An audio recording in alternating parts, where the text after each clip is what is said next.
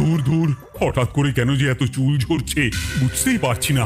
কতদিন হয়ে গেল চুল ওঠা আর থামছেই না। না, এমন হতে থাকলে তো মাথায় টাক পড়ে যাবে। না না না, আজ রাজবৈদ্যের কাছে পরামর্শ নিতে হবে। কি ব্যাপার মহারাজ, আজ আপনাকে এমন চিন্তিত দেখাচ্ছে কেন? জীবনে বড় দুঃখ গোপাল, মন মেজাজ একদম ভালো নেই। সে কি হয়েছে মহারাজ? গোপাল থাকতে দুঃখ কিসের? আর বলো না, মাথার চুলগুলো আজকাল ঝড়ে পড়া পাতার মতো পটপট করে ঝরে যাচ্ছে। আমি তো জানি কেন এমন হচ্ছে, কিন্তু এখনই মুখ খুললে চলবে না। আর একটু বেশি বিপদ বাড়লে তখন মাঠে নামবো। তাই বলুন। এ তো খুব ছোট ব্যাপার, চুল ঝরলে টাক পড়বে, আর সেটা পড়া কত ভালো জানেন? কথায় আছে, যত বড় টাক তত বেশি টাকা। তুমি চুপ করো তো বাবু। যদি টাক থাকলেই টাকা হতো, তাহলে তোমার টাকা কোথায়? সেটা বোঝো না, সেটা নিয়ে কথা বলো না। তাই না তাই, মহারাজের ঝরছে চুল, চিন্তার ভাঁজ মাথায়। গোপাল যতই চেষ্টা করুক, ছিঁড়ে ভিজবে না কথায়। তোমরা সকলে থামো তো দেখি। ও রাজবৈদ্য, তুমি এর কিছু উপায় বলো। আগে মহারাজ, অনেক সময় দেহে ওই লৌহের পরিমাণ কমে গেলে এমন চুল ঝরে। আপনি বরং পালং শাক, ওই কিশমিশ, কলা ও আরো কিছু ফল আমি বলে দিচ্ছি, সেগুলো বেশি করে খান। আচ্ছা আচ্ছা আচ্ছা, তবে তাই করে দেখি।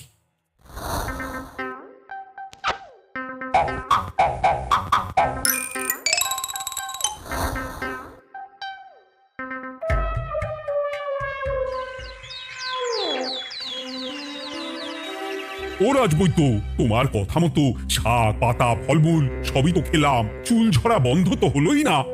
জানতামই এমন হবে। কিন্তু মহারাজ, এমনটা তো হওয়ার কথা নয়। কিন্তু হচ্ছে তো। আরে আমার সাধের চুল, কোথায় চলে গেলি সব? এর জন্য তুমি দায়ী, তুমি এর জন্য শাস্তি পাবে বৈদ্য। আমাকে আমাকে ক্ষমা করে দিন মহারাজ, এমনটা হবে এ তো আমি ভাবতেই পারিনি। কিছু মনে করবেন না মহারাজ, ছোট মুখে বড় কথা বলছি, কিন্তু সত্যি এখানে রাজবৈদ্যর কোনো দোষ নেই। ওকে শাস্তি দেওয়াটা ঠিক হবে না মহারাজ। দেখেছেন মহারাজ, গোপালের সাহসটা দেখেছেন? আপনার মুখের উপর কথা বলছে। তা বলি, তুমি যখন এতই বোঝো, তাহলে নিজেই একটা আস্ত লোহা খেয়ে দেখো না, তোমার মাথায় চুল গজাচ্ছে কিনা। ঠিকই আছে, এসব মূর্খের মতো কথা কেবল আপনার থেকেই আশা করা যায় মন্ত্রী মশাই। মহারাজ, আপনি বিচক্ষণ মানুষ, আমার শুধু অনুরোধ, আরেকবার ভেবে দেখবেন। ঠিক আছে, রাজবৈদ্যকে আমি শাস্তি দেব না, কিন্তু সকলের জন্য আমার একটা ঘোষণা আছে। কি ঘোষণা? আমার এই কঠিন সমস্যা যে দূর করে দিতে পারবে, তাকে আমি বিশেষ পুরস্কারে ভূষিত করব। এই তো পেয়েছি, এই সুযোগ কোনোভাবেই হাতছাড়া করা চলবে না। এবারের সমস্যাটা সত্যি বেশ কঠিন। কি করলে যে মহারাজের চুল পড়া বন্ধ হবে সেই উপায় মাথাতেই আসছে না। হঠাৎ করে কেন যে এমন হলো কে জানে।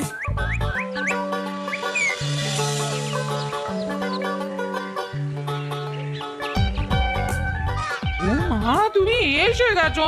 একটু বসো, আমি তেলটা মেখেই হাত ধুয়ে খাবারটা বাড়ছি। হ্যাঁ, সে ঠিক আছে, কিন্তু তুমি কিসের তেল মাখছো এটা? কি আবার মাথার চুলের তেল? এখানেও চুল, ওদিকে মহারাজেরও চুল ঝরে পড়া নিয়ে আমরা সবাই হিমশিম খাচ্ছি গিন্নি। আরে, মহারাজের অত সুন্দর কালো চুলগুলো ঝরে যাচ্ছে, এ তো ভারী দুঃখের কথা। সে আর বলতে, ওই জন্যই তো আমি বাবা মাথায় এই জড়িবুটি তেল মাখি। এতে চুলের গোড়া শক্ত করে, চুলকে ভালো রাখে, নতুন চুল গজায় সব। হ্যাঁ। কি কি বলে? নতুন চুলও গজায়? সত্যি? হ্যাঁ। বাহ, তাহলে আর চিন্তা কি। আমাকে এই তেলটা একটু দিতে পারবে গিন্নি? মহারাজকে দিয়ে আসি। উনি বলেছেন যে ওনার সমস্যা দূর করতে পারবে তাকে উনি পুরস্কার দেবেন। উমা, এই তাই নাকি? এই তো দারুণ ব্যাপার গো। নাও নাও নাও, তেলখানা নিয়ে মহারাজকে কাল দিয়ে এসো তাহলে। আর জানিয়ে দিও, দিনে 2 বার কিন্তু তেল মাখতেই হবে। হ্যাঁ। আচ্ছা, ঠিক আছে।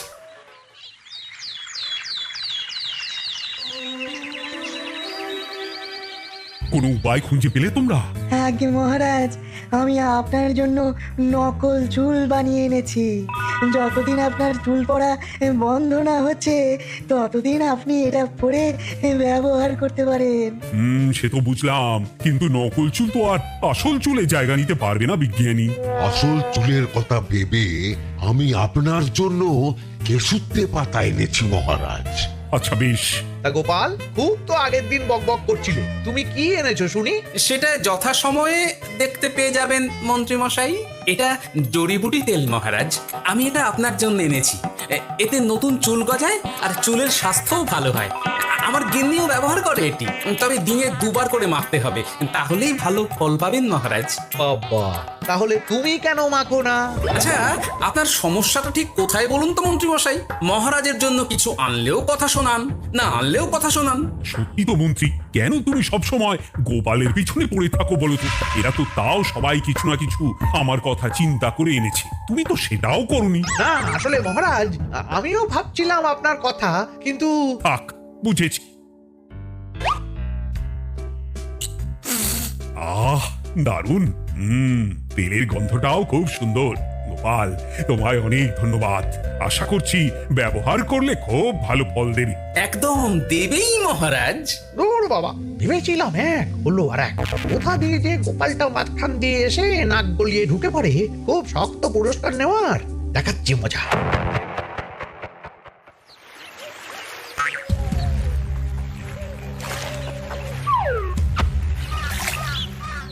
এবারে গোপালের তেল দিয়েই সব কিছু তোলপাড় করব।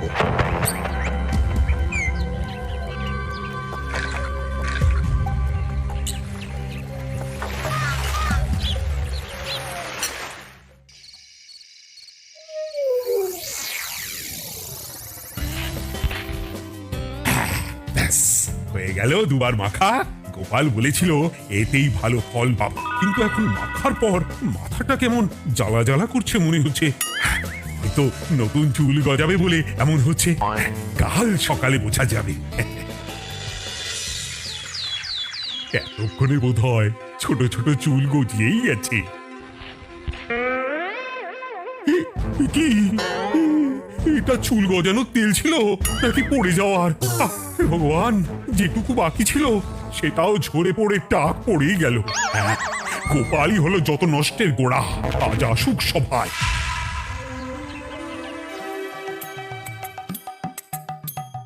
এই যে এখন এলেন উনি। ও কি মহারাজ, আপনি এমন কাপড় মাথায় জড়িয়ে বসে আছেন কেন? তুমি আর এমন প্রশ্ন জিজ্ঞাসা করো না গোপাল, তোমার দয়াতেই মহারাজের এমন অবস্থা। মানেটা আমি তোমায় দেখাচ্ছি, দাঁড়াও। এই যে গোপালের দেওয়া তেল মেখেই আমার এমন হয়েছে, আর তার জন্য আমি তোমাকে কোনোদিনও ক্ষমা করব না গোপাল। বিশ্বাস করুন মহারাজ, আমার গিন্নিও মাখে এই তেল, কিন্তু এমন কিছু তো এখনো পর্যন্ত ঘটেনি। আমি আর কিচ্ছু শুনতে চাই না। আমার মাথা ভর্তি চুল আমি ফেরত চাই। যতদিন না আমার মাথার সব চুল ফিরে আসছে ততদিন আমি তোমার মুখও দেখতে চাই না। মহারাজ, আপনার কোনো চিন্তা নেই, আমিই তো আছি। এবার এই সমস্যার একটা সমাধান আমি করেই ছাড়বো। কি ব্যাপার, মন্ত্রী মশাই এত লাফাচ্ছে কেন? এসবের পেছনে আবার ওনার হাত নেই তো? না, ব্যাপারটা পরে দেখতে হচ্ছে।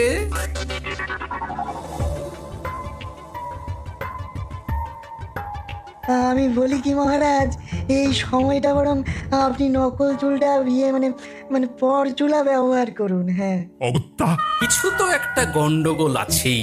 গিন্নিও তো রোজ মাথায় তেল মাখে, কই এমন তো হয় না।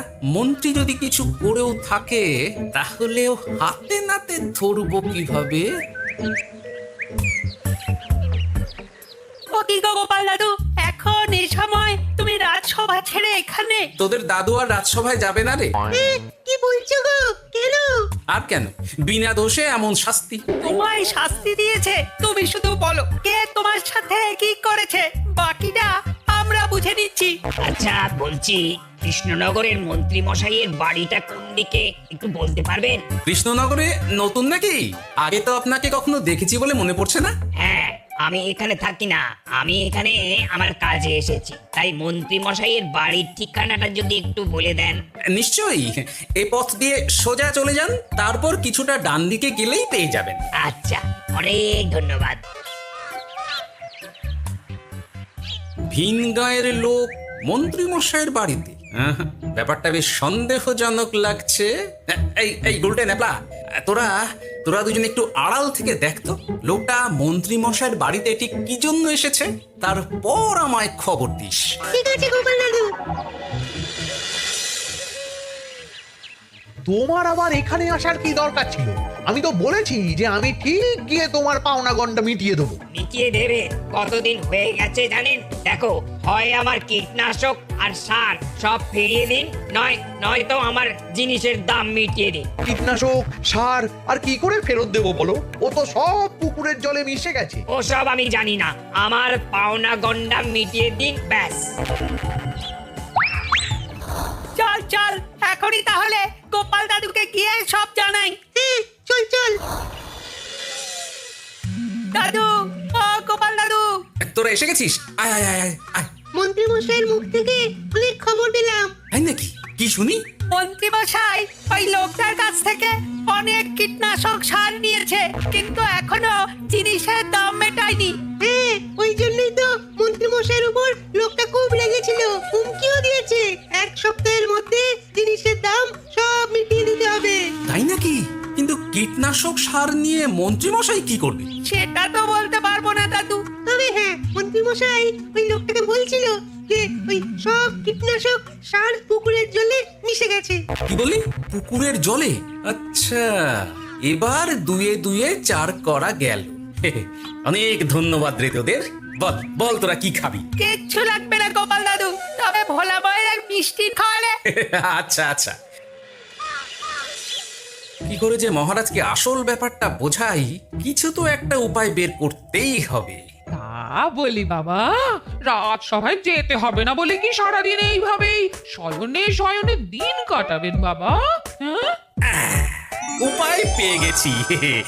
বুঝলে গিন্নি, আমাকে একটা জায়গায় যেতে হবে, বুঝলে? তারপর ওখানে যদি কাজ হয় তাহলে আগামীকাল রাজসভায় আমি যাব। কিন্তু তুমি যে বলেছিলে তোমার এখন ছুটি। হ্যাঁ, কি আর করি বলো, গুরুত্বপূর্ণ একটা কাজ, তাই যেতেই হবে। আচ্ছা যাও। ওই গো বিজ্ঞানী, আরে গোপাল যে, বলো। এই যে বিজ্ঞানী, একটা বিশেষ দরকারে তোমার কাছে এলাম, বুঝলে? হ্যাঁ, বলোই না। আচ্ছা, এই দূষিত জলকে কিভাবে আবার পরিশুদ্ধ করে বলতে পারবে? কেন পারবো না? এই জলের মধ্যে একটু চুন আর ফটকিরি দিয়ে দিলেই জল আবার দূষণমুক্ত হয়ে যাবে। তবে ওগুলো দেওয়ার পর কিছুদিন সেই জলকে ব্যবহার করা বন্ধ রাখতে হয়। হ্যাঁ। আচ্ছা আচ্ছা, অনেক ধন্যবাদ, আসি তাহলে। হ্যাঁ,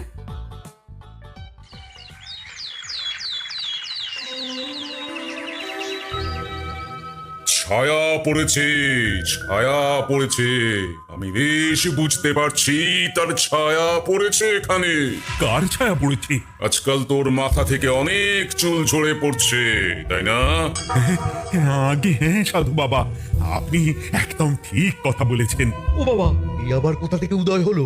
আরে আমি একা গিয়ে সেই স্নানের পুকুর পরিদর্শন করতে চাই। যথা আজ্ঞা বাবা।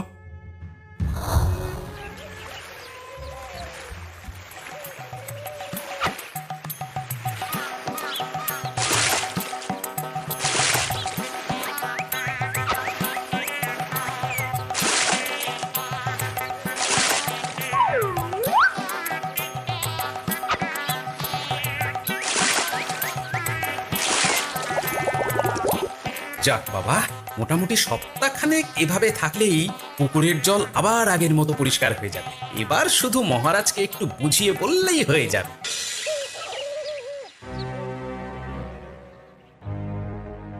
কি বুঝলেন সাধু বাবা? আমার অনুমানটাই ঠিক ছিল। পুকুরের জলে কালো ছায়া পড়েছে, কুদৃষ্টি পড়েছে, তাই এমন হচ্ছে। সে কি? কি কালো ছায়া? যত সব বাজে কথা। জল দূষণ করলাম আমি, আর দোষ পড়ছে কালো ছায়ার উপর। তাহলে এখন কি হবে? চিন্তার কোনো কারণ নেই। আমি মন্ত্রপুত ভস্য ছড়িয়ে দিয়েছি। 1 সপ্তাহ ওই পুকুরের জল স্পর্শ তো দূর, পুকুরের কাছেও যাওয়া নিষেধ।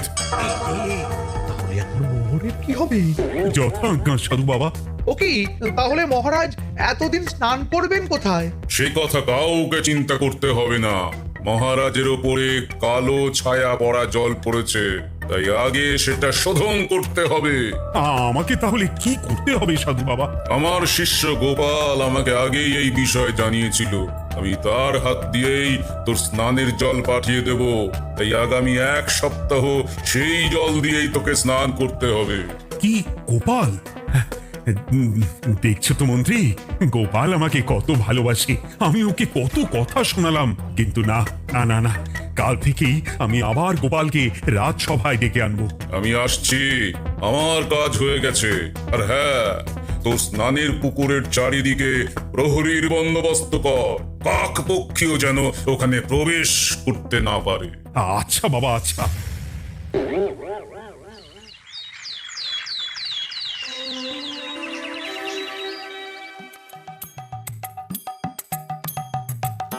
গোপাল, তোমাকে আবার এখানে দেখতে পেয়ে আমার খুব ভালো লাগছে। তোমার গুরুদেব গতকাল এসেছিলেন, কিছু মনে করো না।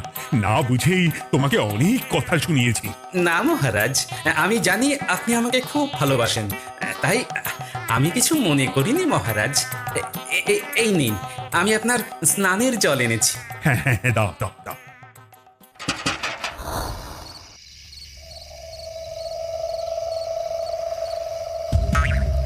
ও বাবা, পুকুরের কাছে যে গিয়ে দেখবো সেও উপায় নেই।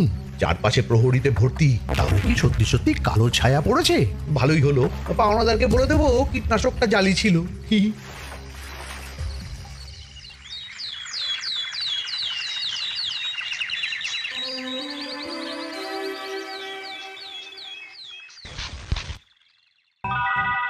এই তো আমার সেই পুরনো কালো চুলগুলো আবার ফিরে এসেছে। আহা, কি যে আনন্দ হচ্ছে দেখে। আজ 1 সপ্তাহ সম্পূর্ণ হলো।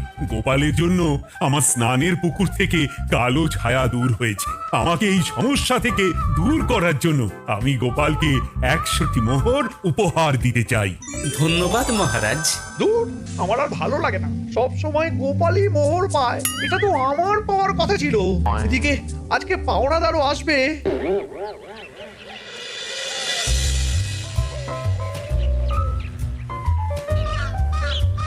গোপাল দাদু, ওই লোকটা এসে গেছে। আচ্ছা, আসছি। এটা তো মন্ত্রীর বাড়ির দিকে রাস্তা। আমরা তাহলে ওদিকে কেন যাচ্ছি গোপাল? আপনার পুকুরের আসল রহস্যটা কি সেটা আপনি জানবেন না মহারাজ? মানে নিজের চোখেই দেখুন, তাহলে বুঝতে পারবেন। আর একটু সময় দাও আমায় ভাই, এমনিতেও তোমার কীটনাশক কোনো কাজের নয়। কি এখন এসব কথা? আর একদিনও সময় দিতে পারছি না। একটু বোঝো, একটু।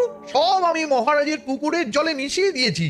মন্ত্রী, তুমি তাহলে সেই কালো ছায়া?